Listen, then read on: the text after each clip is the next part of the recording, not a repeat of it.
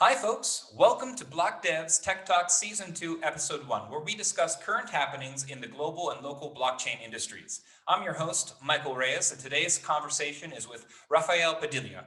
Rafael is a commercial lawyer who focuses on financial technology, crypto, and blockchain. He is a special consultant of the Aurora Pacific Economic Zone Authority on fintech and crypto. Rafael is a professor at law at San Beda Alabang School of Law, where he teaches legal interpretation, constitutional, tax, and transport law. Rafael co-founded the Fintech Philippines Association in 2017, the Blockchain Association of the Philippines in 2018, and BlockDevs Asia Inc. in 2019. In 2020, Rafael authored Fintech, Law and First Principles, which discusses various legal and regulatory aspects of financial technologies, including crypto and blockchain. We hope you enjoy the conversation. If you appreciate the content, please don't forget to hit the like button, subscribe, and leave a comment with any questions or future topics you would like us to address in the future. Now, let's get on with the conversation. Hey, Raf, thanks for joining with us today. Yeah, thank you too. Yeah, excited to chat with you, Mike. Yeah. Very excited to chat with you. There's some really exciting things happening on the law side here of cryptocurrency and blockchain. And the first exciting news is really stems from the U.S. with the U.S. Office of the Comptroller of the Currency, the OCC, which has given the green light to national banks and federal savings institutions to use public blockchains and stablecoins for settlement. This is some massive news, and what do you make of it? Okay, so definitely as a legal nerd, I'm very excited about this development, right? But I was thinking that when you said that many exciting things are happening right now, I thought you were referring to price action because yeah, incidentally, right? Yeah, I know Bitcoin just hit a massive high. I guess as of this, we're over 50,000. So yeah, there's definitely a lot happening. So, and many of the developers in our community are definitely holding these tokens, not just Bitcoin, but definitely Bitcoin at 50,000 is such an important milestone. And you see also the other tokens, especially the blockchain protocols and the DeFi protocols. We would love to talk about them, although that's not the subject today, but I'm sure most of us are very excited, right? But yeah, going back to the OCC letter, which was issued in early January. If you remember also, Mike, if you remember, we're very excited about this. We said Bitcoin just reached 50,000 US, right? Mm-hmm. When the OCC released this letter sometime in, if I remember correctly, January 4 or January 5. Yeah, Jan 4. Yeah, that was also, there was also a boost of confidence in the token market, such that Bitcoin surged to 35,000 at that time, which was really exciting already. But right now, if Bitcoin is at 35,000, it seems like a huge crash, right? But at that time, you can just imagine how many things have happened already since then. But the impact of this development in the United States is quite far-reaching. It demonstrates how one of the oldest regulators, financial regulators in the United States, have confirmed or validated what we've always thought, that cryptocurrency and blockchain technology is just a technology that the financial service industry would eventually co-opt, just like earlier forms of technologies, which were also mentioned in this letter, including even travel checks, money orders, and EMVs. All this were technologies. Let's not forget that they may be outdated relative to newer and more sophisticated payment technologies. But we've always seen this in history, where the financial service industry would often co-opt new forms of technology to improve the delivery of financial services. And this letter from the OCC, once again, confirms that blockchain technology, or what is referred in that letter, um, uh, frankly, as far as I'm concerned, this is the first time that I have encountered the term INVN, which is a term that they've coined there to refer to distributed ledgers, including blockchain technology. INVN means independent node verification networks. Okay. What the letter essentially says is that uh, um, banking institutions in the United States, those who, yeah, financial institutions with OCC charter can also use INVNs to deliver payment services, which is a traditional banking function. All right. What I really like about that letter is the reference to an old case in the United States where the Supreme Court, so it's not just the OCC who's saying this, it's also the Federal Supreme Court of the United States would say that, all right, recognizing that financial institutions, including banks, can utilize newer technologies, all right, to basically continue to evolve the very old business of banking. So I'm quoting that from the text, the very old business of banking, right? This very old business of banking is still relevant today because of how the industry has co-opted or adopted various forms of technology in the past. And it will continue to become relevant only if it continues to innovate by also adopting newer technologies such as blockchains and distributed ledgers, or in relation to a specific use case which was highlighted in this OCC letter, the use of stable coins. All right. So the use of stable coins, according to this OCC letter, is not so different from the use of SWIFT, correspondent banking, and other settlement networks. No? So INVNs and stable coins should not be different. Subject, of course, to the typical risk management that banks do, and yeah, in particular when it comes to addressing potential money laundering risks. Great, great. Well, actually, just a month before this really good news in January, another U.S. agency, the SEC, actually filed a lawsuit against another public blockchain in XRP, or which is created by Ripple. And so, do you see any kind of confusion in the uh, in laying out standards for banks in the legal area? I think, yeah, the SEC action only confirms once again what many in the legal circles have thought about the nature of the Ripple XRP as a token, especially applying U.S. federal securities law. Now you see, securities regulation vary from country to country. Okay, but this recent action from the US SEC is relevant here in the Philippines. Okay, and even abroad for two reasons. Right, one, for the for the Philippine market, our securities regulation here in the Philippines are heavily patterned after the federal securities law of the United States, namely the Securities Act and the Exchange Act.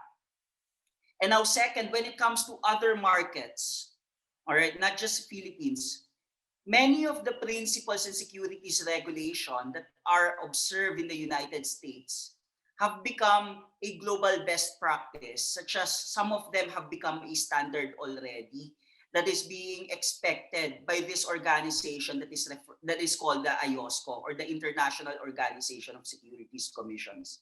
So this is not to say that the US securities law applies to the whole world. We're not saying that.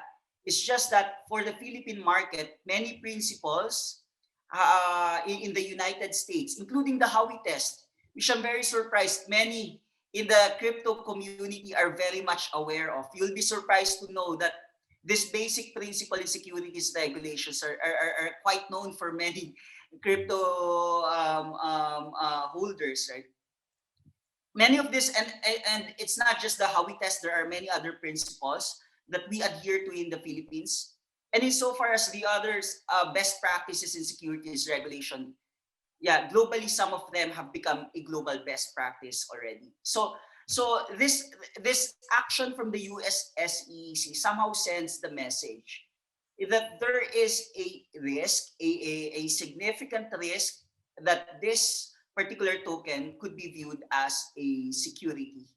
Um, for laymen or for those who do not come from a legal background, this is something that might be productive of confusion, Mhm. like how is it possible for this token that has a use case? Okay, Mhm. granted that it has a use case.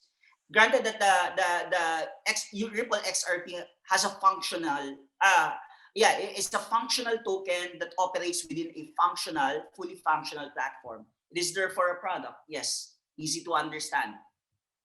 But there are certain things that they have done in the past which could really bring this particular token within the regulatory perimeter of the SEC, of the securities And regulator. that And was some within of their these, distribution methods, right? You're referring to how they distributed the token? that's one aspect, but the stronger aspect is, for as far as I'm concerned, is what has been alleged in the complaint, where they have record accounts or documented, they have documented the instances where executives from Ripple, and in particular the CEO Brad Garlinghouse, would essentially pitch the token and say that he's very long, no, in his interviews back in 2017 and 2018, would regard and say that he's very long in Ripple XRP, basically demonstrating his confidence with respect to the price appreciation of this token, Yeah. right?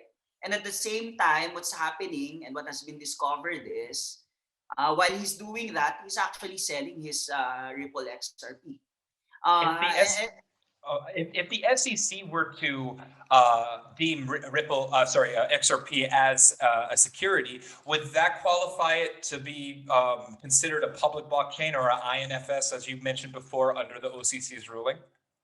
well, Ripple XRP already qualifies as an INVN. I mean, Excuse not me. Ripple XRP is the token, all right? But Ripple also has a distributed ledger. Okay, Mhm. it's centralized, but it's distributed nevertheless. No? Very few nodes, but it's distributed nevertheless. It qualifies within that definition of INVN. Yes, banks can theoretically speaking use that. Although if I'm like the financial institution, if I'm the bank and I'm going to deal with this blockchain platform where the nature of the token facilitates the transactions in that platform is questionable with respect to its nature as a token, I would probably not consider it. What does INVN stand for? So it stands for Independent Node Verification Network. Okay, so verification node verification network essentially means like a blockchain, right? Mhm. Uh, uh, the meaning of the word independent there suggests that this is a decentralized, permissionless network. That's my understanding of the reference to the phrase independent there. And yeah, in relation to the OCC letter, it essentially suggests that um, banks and financial institutions, especially licensed financial banks in the United States, can also use this permissionless networks. And I think that's quite important because Yeah. I think it has never been an issue for a financial regulator if banks will use their own like consortium or permission blockchains or some private implementation of distributed ledgers. I don't think that was ever questioned, but there has always been a controversy for if banks or financial institutions could actually use this permissionless networks. And I think, yeah, that's what independent means in that phrase INVN, in that term or jargon INVN. Yeah. So the OCC is saying it's not really a problem for banks also, for licensed banks, to also use permissionless networks like Bitcoin if they want to, or the Bitcoin network or the Ethereum blockchain if they want to, where this different um, uh, uh, and the importance of Ethereum blockchain is that um, right now it's the predominant network that is being used by various stablecoin applications. No? And if we can name some of the leading projects here, I'm referring to, of course, obviously Tether, USDT, and Circle's USD coin or Mhm. USDC. Well, you mentioned earlier that the U.S. rulings kind of lead the way for the world, especially the Philippines. Yep. Has Filipino financial authorities made any formal statements on this ruling? Officially, not yet. Okay. Officially, not yet. Unofficially, we have noted one of the commissioners of the SEC, namely Commissioner Kelvin Lee, share on Twitter, okay, a link to one of the articles about the Ripple XRP case. And you also mentioned, if I remember it correctly, something to the effect that this is interesting, might apply also in the Philippines. I mean, feel free to check that post from Commissioner Kelvin Lee, who you can follow, of course, on Twitter. But yeah, something to that effect. Commissioner Kelvin Lee shared that Ripple XRP article and also made some statements to the effect that this is interesting and might be applicable also in the Philippines. That's the farthest that we have so far in terms of like a regulator statement. It's unofficial statement, obviously, but gives you some indication of what some of our regulators here in the Philippines might think. Well, that's really exciting. And as a legal professional, do you think that we're going to start moving towards accepting public blockchains as a settlement layer for banks? Well, in the US, yeah, that's essentially the message, no, by the Yeah, US Office of the Controller yeah. of Currency. So it's But a matter of time in a sense, right, before it's yes, officially acknowledged around the world. yes, yes. But for the Philippines, and this is where championship and advocacy is very important. Will be very important because the financial regulators in the Philippines, especially the regulator of banks, BSP, the Bangko Sentral ng Pilipinas, will not just immediately like adopt the US position. Mhm. And mind you, by the way, there are still some controversies in the United States with respect to this OCC letter. The acting head of the OCC back then when this letter was issued, right? Brian Brooks is no longer sitting as the head of the agency, right? There were some statements from some senators that are allied to President Biden for a Democrat, no? To the effect that suggesting that the Biden administration should consider recalling some of these crypto-friendly issuances. So that has not happened yet, but a strong ally of President Joe Biden from the Senate has suggested that. If I remember Mhm. correctly, it was Maxine Walters, no, very Okay. influential senior senator, no, that also holds position in In- think one banking and Yeah. financial services committee. Not very adept with U.S. politics, but but quite familiar with Maxine Walters. If my memory serves me right, it was her was suggesting that the Biden administration might consider or should consider recalling. So there are some controversies at this point. The status quo, of course, is what we have, what's stated in the letter. That's the official position that has not been recalled yet. And I see. so going back here in the Philippines, right? We cannot expect the the the local counterpart and the closest counterpart would be the BSP because the BSP also regulates Mhm. commercial banks here in the Philippines. We don't expect them to just immediately adhere to that position, saying that yeah, banks here in the Philippines can also use stable coins. Banks here in the Philippines can also use permissionless blockchain networks, right?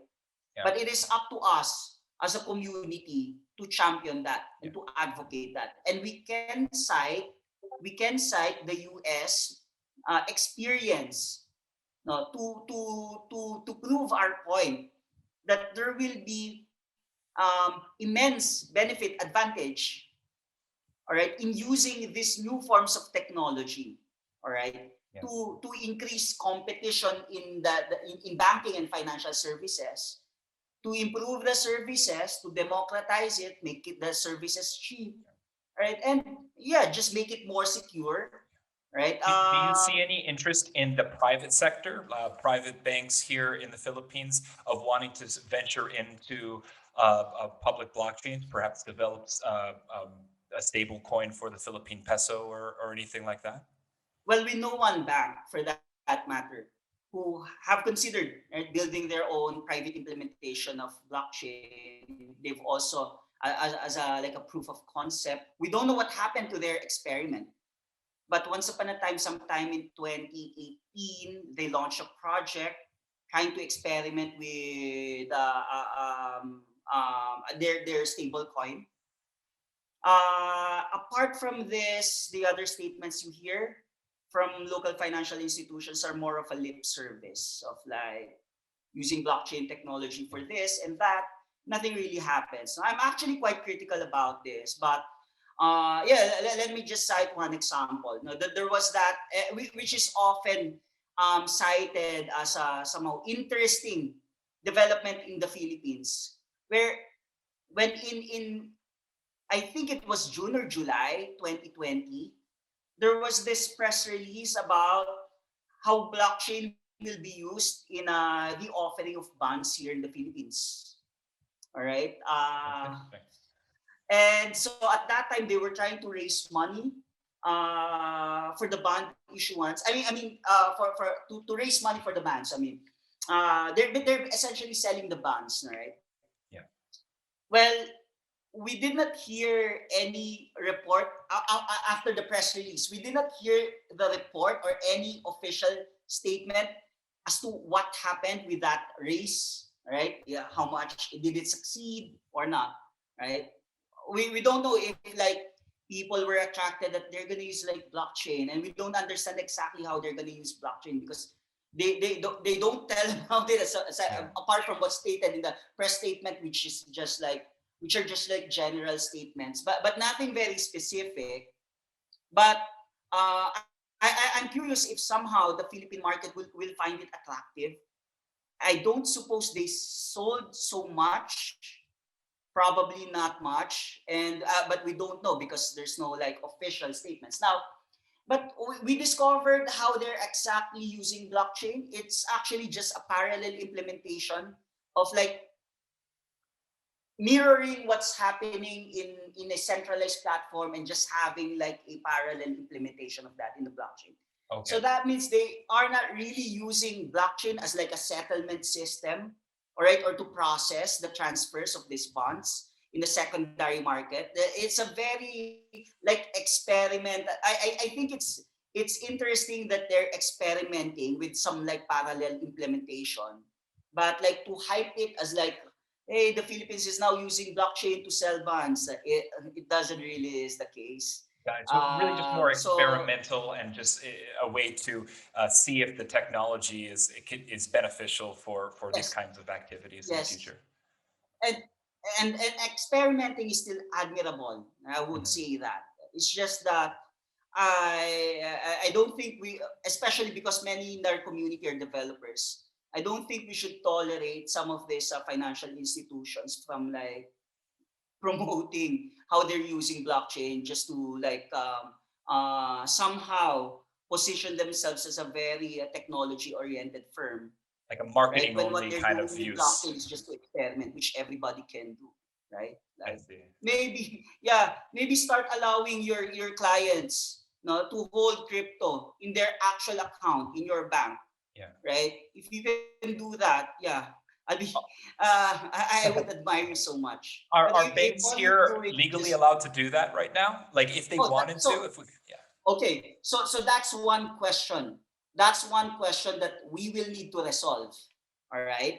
But what happened in the United States can be used as like a precedent to say that it should not be so different from any other products, right? Allowing banks to hold cryptocurrency in custody for their clients should not be so different from how banks right now are like holding assets of their clients in the form of like for example for purposes of safekeeping, like deposit boxes. So if you're just like storing the private key for your client, that is quite analogous to a deposit box, which is a traditional banking service. So I would make the position, right, that in my view, banks here in the Philippines should be allowed also I to see. take custody of crypto for their Yeah. clients, right? From a legal perspective, We right? do Although have a that now is local debatable. we do have a local exchange here, which technically, in a way, does take custody of crypto for clients. How would that be different from how a bank would take custody of crypto? It won't be that different. Yeah. Okay, so in the same manner that crypto exchanges here in the Philippines who take custody of like crypto for their clients are essentially just like holding their private keys, right? Essentially, it's just gonna be the same thing. Yeah. It's going to be the same thing. The difference would only relate to like how, of course, banks perform this wide array of financial services, not your Yes. traditional banking service. But for the local exchange here, it's very limited to money service Mhm. activities, Would the which legal also framework be includes, any different for a bank versus what the exchange is using, or is of it course, so very much but different? And that's the stuff we have to resolve legally before banks can start feeling comfortable doing it. um okay I would really say, if you ask me as a legal professional, that the legal issue on whether banks can take custody of crypto for their clients, which is being done in other jurisdictions now, is the least of our concern, right? So in other words, I would, there might be a controversy here, but as far as I'm concerned, I'm confident that it should not be a legal issue that banks, right, can take custody of crypto. Okay. And I would cite the US experience here, how the regulators view it. Right. Of course, I'm not saying that we just adopt what they're doing in the United Yeah. States. I'm just saying it's pretty much defensible. All right. Yeah. The main concern is on the risk aspect of this, right? When Yeah. you hold crypto for your clients, no, the security measures that you have to undertake, which will of course entail some cost, the money laundering risk that might be associated with cryptocurrency. Of Mhm. course, we're not saying that the use of crypto is illicit. We're not saying that. The recent reports from Chainalysis indicate that there is less than 1% of crypto transactions that might be associated with illicit or nefarious activities, And that right? figure has dropped from the past, right? That I Yeah, believe it's Chainalysis been had it at 2.6% a couple of years ago, and now it's dropped to yep, under a percent. it will continue to drop, and Yeah. eventually it's not going to be different from how the internet can be used. And that, we've always Yeah. said that, right? Like the internet can be used for good or bad, right? Yes. Well, do you And think that crypto it's is dropped just like that. because authorities have more sophisticated means of looking onto a public blockchain and Yeah. tracking transactions? Technology is neutral, technology is amoral. Mm. It's amoral. It doesn't care whether you're using it for good or bad, right? And Mhm. we also recognize that regulation is here so that we can like negate the illicit uses and take advantage of the good uses or use cases, right? Uh, and this is what's supposed to, this should be the framework or the mentality when we're regulating cryptocurrency.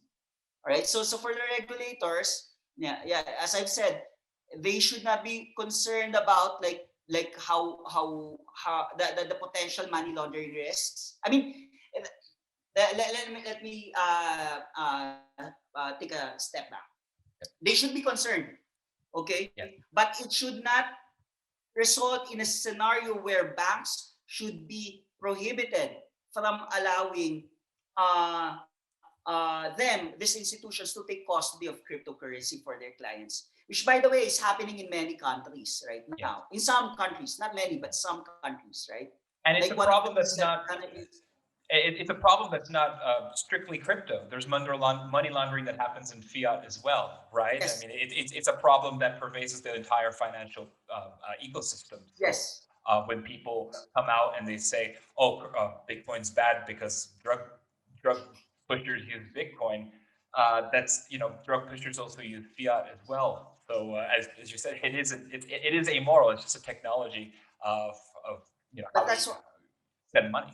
that's why we have regulation, Yeah. right?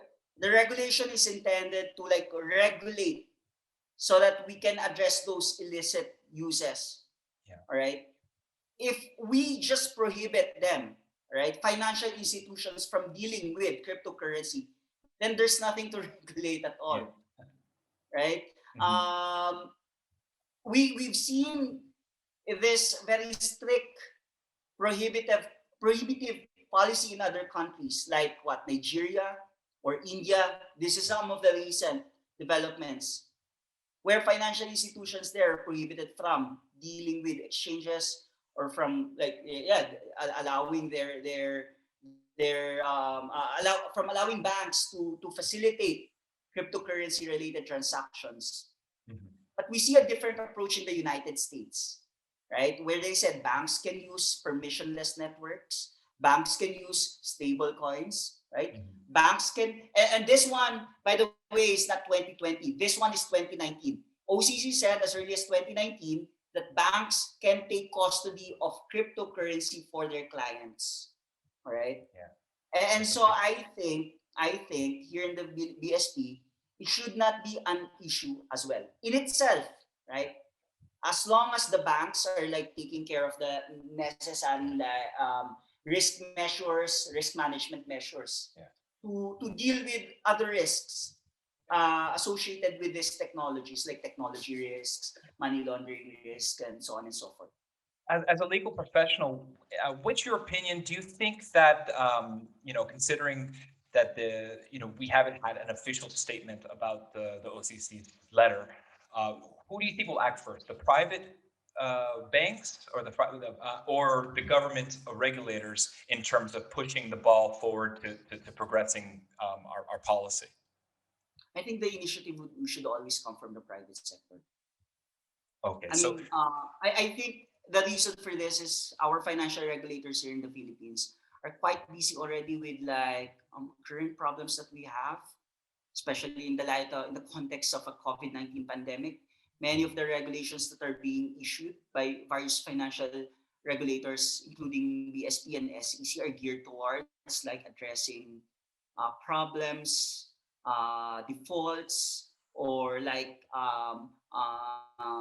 encouraging financial institutions to co-opt technology, right, to enable the delivery of financial services amid social physical distancing lockdowns and quarantines. mhm, So if this is something that's quite important for us, it should be that the initiative should come from the private sector to like maybe engage with the regulator and maybe seek clearance or clarification that the use of these types of technologies should not be an issue. no, that's great. That's great. And what would your advice be to independent developers who want to develop on public blockchains to solve specific to Okay. solve problems that pertain to the Philippines, but are worried about having a little bit of a nebulous understanding of where the regulators stand? What would your advice be to these developers? Okay. My advice would be my first advice would be for them to like do what um, um, they love to do what they enjoy doing, and where they that do also what's the best that they can do, right? Maximize their time in doing where they're best, where they're very good at, and that's in writing code, right? When you're when you develop, when you write code, focus on that, right? because most likely if you're just writing code, uh, even if you're writing code for that might be used for like various financial applications, writing code in itself is not a regulated activity. Just because you're and one of the things that our community within Black Devs love to get involved with is get involved in is when it comes to decentralized finance projects or DeFi, right? My suggestion is, yeah, just continue to write awesome, unstoppable code, right? Make sure that you check, right? You test Yeah. it. That's something that we've covered in previous episodes of our podcasts, our discussions. Make sure you do that as well, but just write code. Because all all the matters that we're discussing in relation to financial service regulation, this only becomes relevant when you start to deploy when you start to like introduce some monetization or some business activity in your project. So for now, maybe just write code, but as you slowly consider or ponder how you can monetize this, what business or maybe what form of like financial service you want to like create, no? And by leveraging this protocols or this code or this application that you are building, I think that's the time when you should start to talk to somebody who can advise you on how this business application, I'm talking about the business application for the Yeah. technology that you're building, could trigger regulation or licensing requirements. What would you suggest that advocates for these technologies, for the public blockchains, people who want to see use of stable coins in the Philippines and in the remittance markets, what would you suggest that they do to help push along the process? How can they make their voices be heard? Who should they direct that to? Oh, it's going to be very good to join an industry association.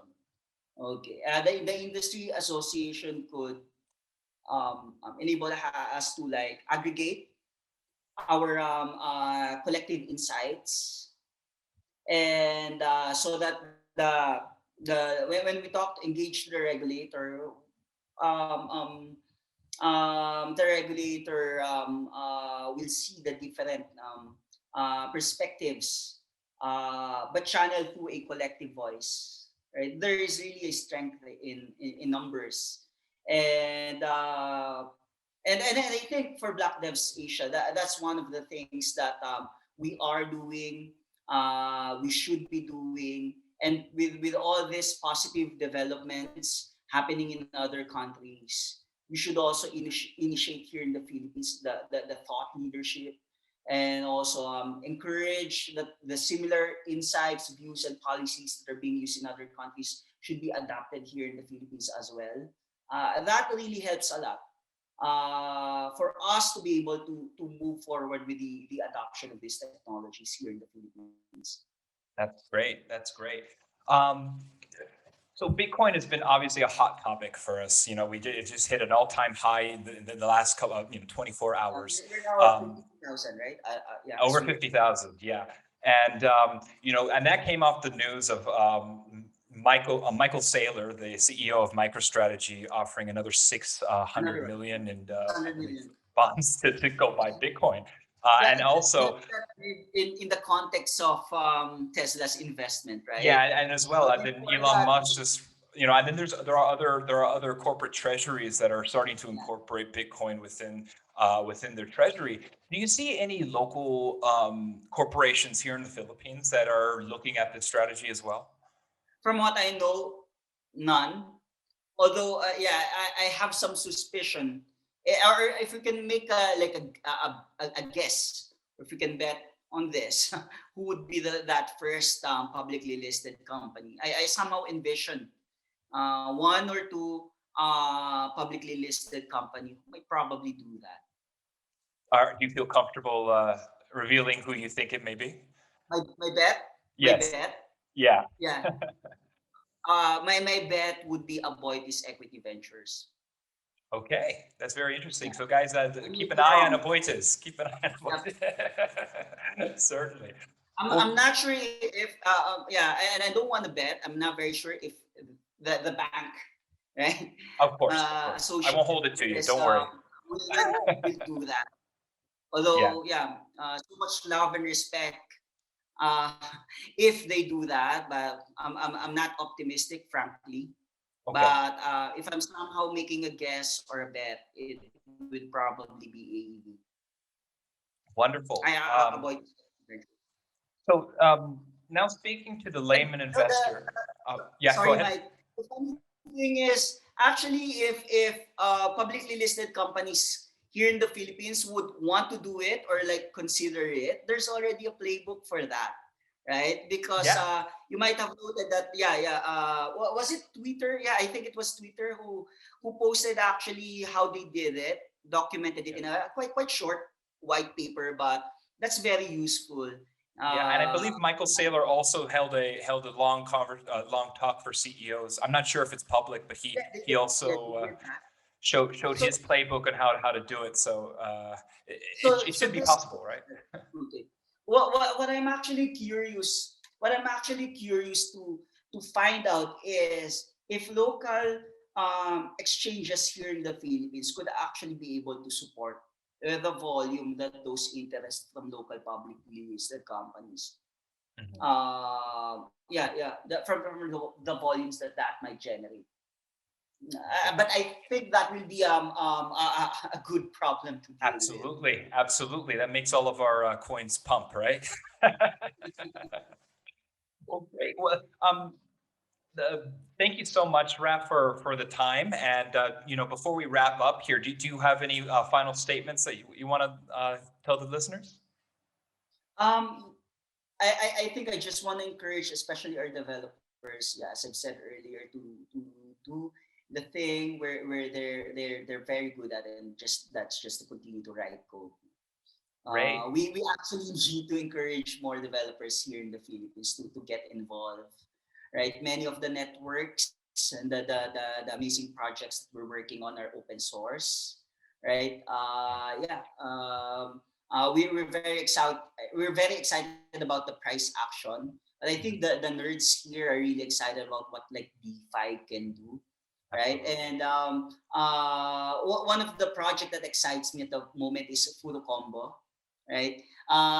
Furo Combo shows you how this is like a money Lego DeFi application, and very true to that statement that DeFi is essential because one of the aspects of DeFi is the fact that many of these protocols and applications are modular, or in the word that we would like to use in the industry is composable, where you can easily stack.